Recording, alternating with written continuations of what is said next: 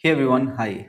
This is a quick video on what needs to be done in case your template message gets disabled by Meta or they reject your message by saying like, hey, this has been marked as spam by multiple of your users.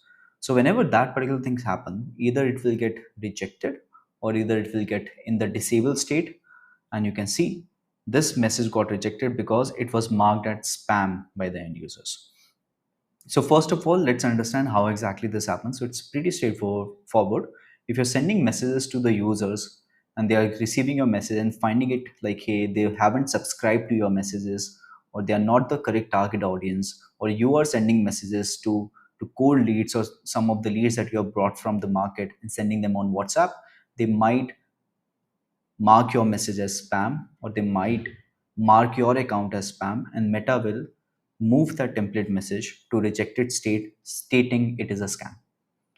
So once this is done, what exactly you need to do, right? There might be some genuine cases where you're sending messages to your warm leads and still they are, disabling your template message, or still they are marking your template message as spam.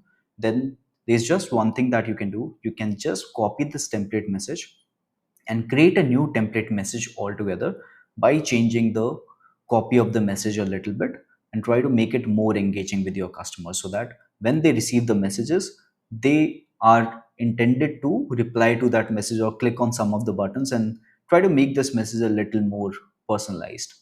And in order to do so, you can also use our AI template generator. This will help you out in building messages which is poetic in nature, normal, exciting, funny, and which are optimized for click rate and reply rate. So just make sure you use this in order to create more engaging template messages for your end users. But the solution is pretty straightforward. If your template message is getting disabled, you just need to make sure you create a new template message with a little bit change in the copy of the message and then try to send out to the customers on WhatsApp.